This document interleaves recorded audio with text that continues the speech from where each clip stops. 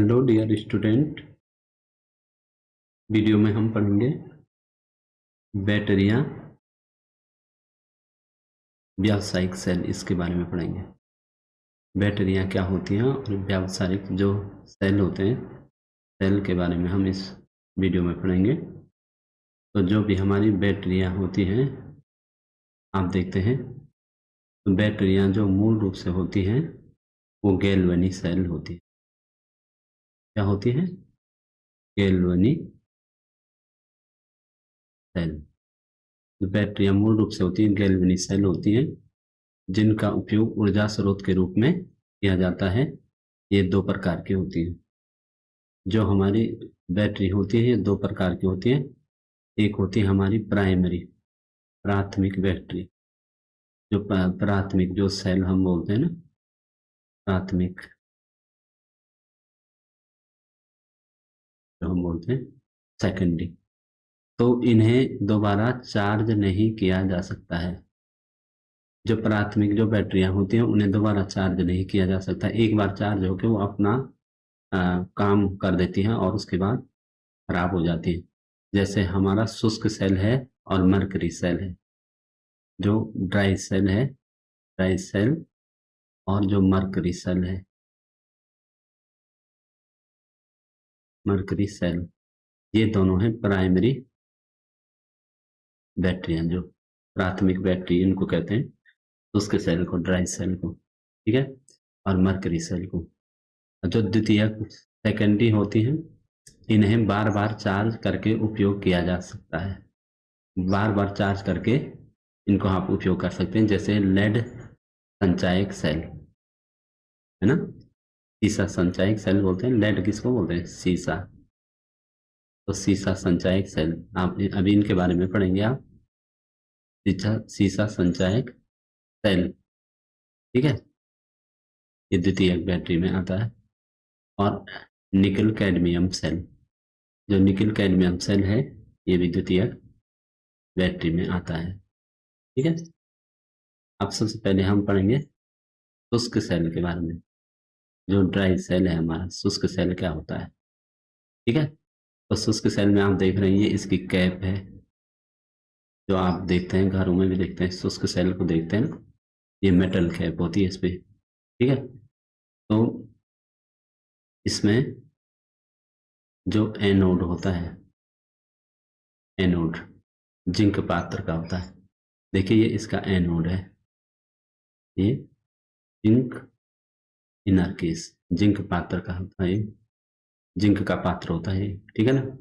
और जो कैथोड होता है, कार्बन ग्रेफाइट की छड़, ये देखो ये कैथोड है, कार्बन ग्रेफाइट की छड़, ये छड़ है, कार्बन ग्रेफाइट की जो छड़ है, ये इसका क्या है? कैथोड। तो एनोड और कैथोड होते हैं, ठीक है ना। एनोड पे ऑक्सीकरण होता है और कैथोड पे क्या होता है? चयन। एनोड और कैथोड आप जानते हैं ना, एनोड और कैथोड, ठीक है। तो एनोड क्या है? जो जिंक का पात्र है, और कैथोड क्या है? कार्बन की छड़ है, जो ग्रेफाइट, ग्रेफाइट की छड़, ठीक है। और विद्युत अपघट्य इसमें होता है। जो विद्युत अपघट्य होता है वो, देखो, manganese dioxide paste, paste में ये भी होता है MnO2, कार्बन, और अमोनियम क्लोराइड नौसादर जिसको बोलते हैं, और ZnCl2 का पेस्ट, ये इसका विद्युत अपघट्य होता है। और इसका विभव होता है 1.5 वोल्ट। विभव होता है वो 1.5 वोल्ट होता है। और इसका उपयोग होता है घड़ियों और रिमोट में।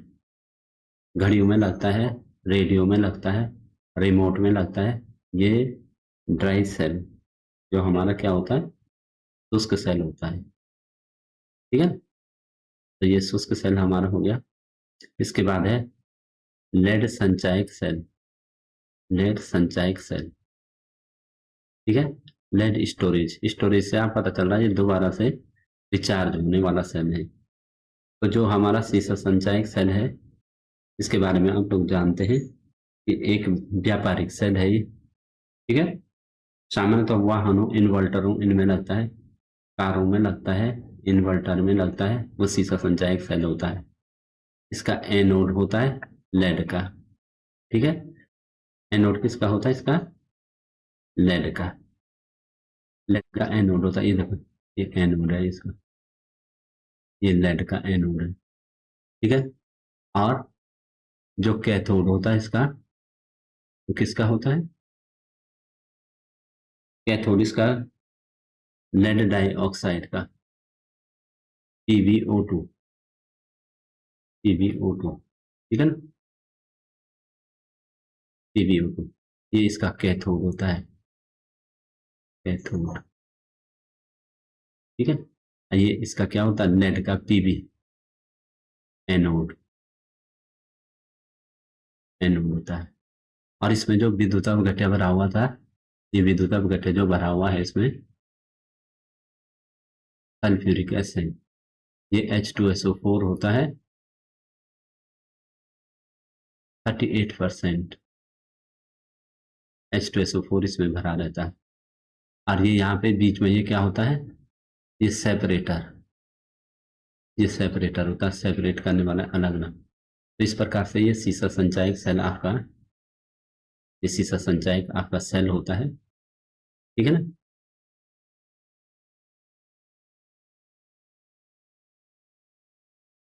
ये सीसा संचायक सेल होता है, विद्युत अपघट्य इसमें 38% H2SO4 होता है, ठीक है ना। तो वाहनों इन्वर्टरों में प्रयोग किया जाता है। इसमें एनोड सरंध्र पोरस होता है, एनोड जो होता है ना, ये पोरस होता है इसमें। जैसे ये एनोड है, इसमें पोर होते हैं, पोरस होता है, ठीक है। और कैथोड भी क्या होता है? लेड ऑक्साइड PbO2 से भरे हुए लेड का ग्रिड होता है। 38% सल्फ्यूरिक अम्ल गंधक अम्ल का विलयन विद्युत अपघट्य का कार्य करता है। तो मेन इसमें ये है, इसका संरचना आप देख सकते हैं। और मेन इसमें जो पूछा जाता है कि जो डिस्चार्जिंग के दौरान, निरावेशन के समय इसमें क्या अभिक्रिया होती है? डिस्चार्जिंग जब होता है ना, जब ये डिस्चार्ज होता है, डिस्चार्ज, जब ये डिस्चार्ज हो रहा होता है, उसको निरावेशन कहते हैं ना हिंदी में। तो उसमें क्या अभिक्रिया होती है? उस समय एनोड पर होती है, एनोड आपका लेड का बना होता है, और ये लेड डाइऑक्साइड का हमारा कैथोड होता है। देखिए ये कैथोड लेड डाइऑक्साइड का, ये एनोड लेड का। तो एनोड पे क्या क्रिया होती है कि SO4 2 माइनस, जो हमने H2SO4 जो हमने सल्फ्यूरिक अम्ल लिया है ना, तो इसमें क्या है? 2H है और SO4 2 माइनस है, ठीक है। ये इसी में तो टूटेगा जो हमारा सल्फ्यूरिक अम्ल है। तो ये SO4 वहीं से आता है, जो विद्युत अपघट्य है ना, वहां से ये एक्वस में, एक्वस कोई भी मीडियम होता है उसमें आयन होते हैं, एक्वस में, सॉलिड में आयन नहीं होते, समझ रहे? जब सॉलिड होती चीज तो आयन नहीं होते। तो ये पीबी, पीबी क्या करता है? दो इलेक्ट्रॉन को लॉस कर, ये देखो दो इलेक्ट्रॉन लॉस, ये PbSO4, यहाँ पे SO4 2 माइनस है ना, तो ये 2 प्लस में है। देखो जब कम माइन में होता तो यहाँ पे ये 2 माइनस में है, तो पीबी क्या है? 2 प्लस में। इससे आपको पता लगेगा इसने दो इलेक्ट्रॉन लॉस किए, ठीक है ना। जब PbSO4 से जुड़ेगा, SO4 2 माइनस से जुड़ेगा, तो 2 माइनस से जुड़ने के लिए इसको दो इलेक्ट्रॉन लॉस करने पड़ेंगे। ये देखो दो इलेक्ट्रॉन इसने लॉस कर लिए। तो यहाँ पे पीबी की जो ऑक्सीकरण स्टेट है, तो वो है ऑक्सीडेशन स्टेट है 2 प्लस, ठीक है ना। तो इसने दो इलेक्ट्रॉन लॉस किए। एनोड पे ऐसा होता है, जो लेड होता है, लेड होता है दो इलेक्ट्रॉन को लॉस करता है, क्योंकि एनोड पे क्या होता है? ऑक्सीडेशन, ऑक्सीडेशन मैंने loss of electron, loss of electron तो हुआ ना ऑक्सीडेशन एनोड पे। कैथोड पे होता है गेन ऑफ इलेक्ट्रॉन, ठीक है। तो ये PbO2 क्या होता है? SO4 माइनस, जो आयन उसमें रहते हैं हमारे विद्युत अपघट्य में है, इलेक्ट्रोलाइट में, तो यहाँ से प्लस 4H आयन, ये 2H आयन तो ये है ही ना, तो 2H आयन और आएंगे तो 4H आयन प्लस 2 इलेक्ट्रॉन। तो यहाँ पे इलेक्ट्रॉन गेन किए जाए, लेकिन ये देखो ये इलेक्ट्रॉन गेन करा, जहाँ जहाँ हमारे एरो से पहले इलेक्ट्रॉन होते हैं तो वो गेन होते हैं, तो इलेक्ट्रॉन गेन हो रहा है, तो मतलब यहाँ पे क्या हो रहा है, रिडक्शन। रिडक्शन, तो ये रिडक्शन हो रहा है, यहाँ पे इलेक्ट्रॉन इलेक्ट्रॉन गेन किए जा रहे हैं। ठीक है, तो ये कन्वर्ट होता है PbSO4 और ट्राइस H2O में। ठीक है, तो इसके अच्छा हम टोटल रिएक्शन लिखेंगे निरावेशन के समय। टोटल रिएक्शन जब हम लिखेंगे तो टोटल रिएक्शन में क्या होगा, ये इलेक्ट्रॉन इलेक्ट्रॉन आपस में कैंसिल हो जाएंगे। ठीक है, इलेक्ट्रॉन इलेक्ट्रॉन कैंसिल हो जाएंगे, और यहाँ पे देखो Pb और PbO2 जो होगा Pb, ये हमारे रिएक्टेंट की तरफ Pb है ना, अब PbO2 तो ये रिएक्टेंट में आ जाएंगे। अब 4HN में क्या आएगा, SO4 कितने हैं, 2, तो ये भी क्या हो जाएगा, ये हो जाएगा हमारा ट्राइस H2SO4। देखो SO4 2 है ना, तो ये 2H2SO4 हो जाएगा। ठीक है ना, तो 4H हो जाएगा। ठीक है, ये 4H, ये 4H और ये देखो ये SO4 ये अभी इस तरफ है ना, तो यहाँ पे लिखते हैं, यहाँ पे लिखते हैं। देखो एनोड पे हमारी क्या हो रही है, एनोड पे जो हमारा Pb है ना, Pb सॉलिड है, ये किस में कन्वर्ट हो रहा है, इसको जब SO4 माइनस N के साथ ये रिएक्ट हो रहा है, SO4 2 माइनस के साथ रिएक्ट हो रहा है ना, तो वहां पे ये सॉलिड है, ये क्या है, एक्वस। ठीक है, तो ये PbSO4 में कन्वर्ट हो रहा है ना, PbSO4। ठीक है, PbSO4 सॉलिड में कन्वर्ट हो रहा है,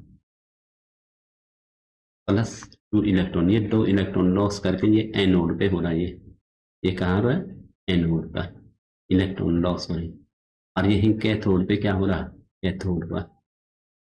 कैथोड पर ये हो रहा है कि हमारा जो PbO2 है, लेड डाइऑक्साइड, PbO2 सॉलिड है, प्लस SO4 2 माइनस। ठीक है, ये एक्वस है, एक्वस, और यहाँ पे क्या हो रहा है, 4HN एक्वस भी आ रहे हैं, 4HN एक्वस। ये अभी हमारा क्या चल रहा है, रिएक्टेंट की साइड चल रहा है।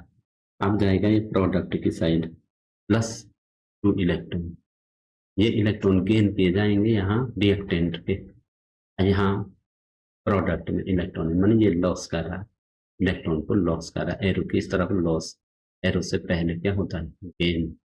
तो ये रिडक्शन, ये ऑक्सीडेशन हो रहा है, एनोड पे ऑक्सीडेशन हो रहा है और कैथोड पे रिडक्शन हो रहा है। ठीक, अब इस रिएक्शन को देखो, अब यहाँ पे क्या हो रहा है, ये PbSO4 में कन्वर्ट हो रहा है सॉलिड में, प्लस H2O लिक्विड।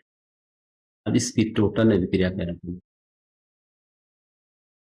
टोटल जो अभिक्रिया है, संपूर्ण अभिक्रिया क्या हो रही है। अब संपूर्ण अभिक्रिया में आप देख ही रहे हैं, एनोड पे ये Pb है, जो रिएक्टेंट की साइड होगा वो रिएक्टेंट की साइड लिखा जाएगा ना, सॉलिड प्लस PbO2 सॉलिड, ये दोनों हमने ले लिया ना। और यहाँ पे क्या करना है, ये 4H प्लस जो आयन है ना, ये तो ये हो जाएगा SO4 1 SO4 2, तो ये हो जाएगा प्लस H2SO4 हो जाएगा ना, दो दो ना, दो 2 2 जा 4, 4HN हो गए और SO4 भी 2 हो गए, तो इसको लिखना आना चाहिए यहाँ पे। ठीक है ना, तो ये एक प्लस में है, और अब आगे क्या हो रहा है, इलेक्ट्रॉन इलेक्ट्रॉन तो आपस में कैंसिल हो जाएंगे। ठीक है, तो इलेक्ट्रॉन इलेक्ट्रॉन कैंसिल हो गए, 4HN भी हमने ऐड कर दिए इधर, तो ये देखो PbSO4 ये भी है, PbSO4 ये भी है, तो हमारा क्या हो रहा है, PbSO4 हमारा ट्राइस हो रहा है। देखो एक PbSO4 ये है, एक PbSO4 ये है, तो हमारा क्या हो जाएगा, ट्राइस PbSO4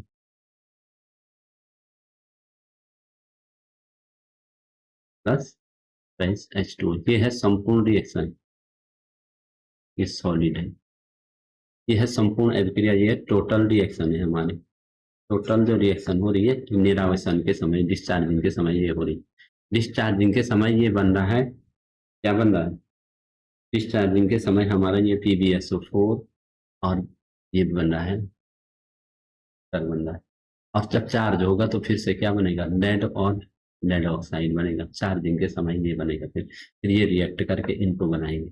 समझ रहे? तो ये हमारी निरावेशन की अभिक्रिया है। ठीक है, तो इसमें एक पॉइंट और याद रखना आपने कि जब क्या होता है H2SO4 की इसमें सांद्रता घटती है।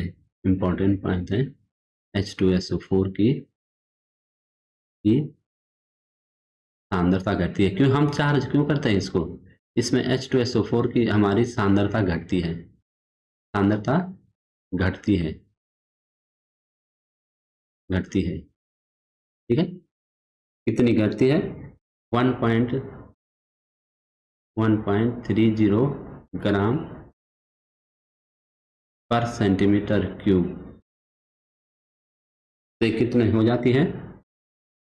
से 1.20 ग्राम पर सेंटीमीटर क्यूब जब हो जाती है, सांद्रता घट जाती है, इसको पुनः हमें चार्ज करना पड़ता है। पुनः क्या करना पड़ता है? चार्ज करना पड़ता है। तो यही है इसकी मेन बात। ठीक है, अब इसके बाद है ईंधन सेल। ये कई बार ये भी पूछा जाता है, ईंधन सेल, फ्यूल सेल्स जो हमारे होते हैं, इस पे 1 नंबर का क्वेश्चन भी पूछा जा सकता है कि वे सेल जो ईंधन सेल के बारे में बताएंगे, वे सेल जो ईंधन जैसे हाइड्रोजन, मीथेन या मेथेनॉल की दहन ऊर्जा को सीधे विद्युत ऊर्जा में बदलते हैं। तो ये ईंधन सेल, इनको तभी तो कह रहे हैं ईंधन से विद्युत ऊर्जा बन रही है। यहाँ पे क्या बन रही है? ईंधन से बन रही है विद्युत ऊर्जा। ईंधन का दहन हो रहा ना, अब विद्युत ऊर्जा बन रही है, तो तभी इनको ईंधन सेल कह रहे हैं। ठीक है, तो ये देखो वे सेल जो ईंधन जैसे हाइड्रोजन H2, CH4, मीथेन और मीथेनॉल, कहीं पे मीथेनॉल भी होता है CH3OH, की दहन ऊर्जा को सीधे विद्युत ऊर्जा में बदल देते हैं। ठीक है, ये ईंधन सेल कहलाता है। हाँ, जो पॉइंट में कह रहा था, कहीं कभी पूछा जाता है ईंधन सेल के लाभ क्या होते हैं। ठीक है, 2 नंबर का पूछा जाता है, या 1 नंबर का ये पूछा जाता है कि अपोलो अंतरिक्ष कार्यक्रम में उपयोग किया गया। तो अपोलो अंतरिक्ष कार्यक्रम में क्या, कौन सा सेल यूज किया गया? तो ईंधन सेल। ठीक है, जो हाइड्रोजन ऑक्सीजन वाला है, H2O2 वाला। ठीक है, ये प्रदूषण मुक्त होते हैं। उत्पाद केवल जल होता है, इनमें उत्पाद क्या होता है? उत्पाद जल होता है, उत्पाद जल। तो जल क्या प्रदूषण, जल का फिर से ट्रीटमेंट करके फिर जल को यूज कर सकते हैं, और उच्च दक्षता होती है इनकी 70% का। तो ये इनके लाभ हैं। और ये हमारा ईंधन सेल है। ये देखिए, यहाँ से हाइड्रोजन गैस अंदर जा रही है और यहाँ से ऑक्सीजन गैस अंदर जा रही है। ऑक्सीजन गैस यहाँ से एंटर कर रही है। ठीक है, और ये हमारा है एनोड, पोरस, पोरस एनोड।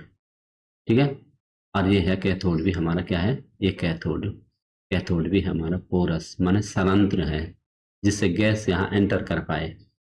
और यहाँ पे ये देखो, ये नेगेटिव है, एनोड नेगेटिव है, कैथोड पॉजिटिव है, और यहाँ पे ये इलेक्ट्रोलाइट KOH वगैरह कुछ भरा रहता है, KOH प्लस वाटर भरा रहता है। तो ये आपस में रिएक्शन यहाँ जाते हैं, हाइड्रोजन और ऑक्सीजन गैस यहाँ पे इनका दहन होता है, इससे ऊर्जा निकलती है, और जो बाई प्रोडक्ट होता है वो वाटर होता है। यही इसकी मेन बातें हैं। तो इस प्रकार हमारे जो आपने टॉपिक पढ़ा है अभी कि नेट संचायक सेल, शुष्क सेल और बैक्टीरिया एवं व्यावसायिक सेल। तो इस पे एक वीडियो, ये छोटी सी हमारी वीडियो प्रयास था ये बच्चों को बताने का।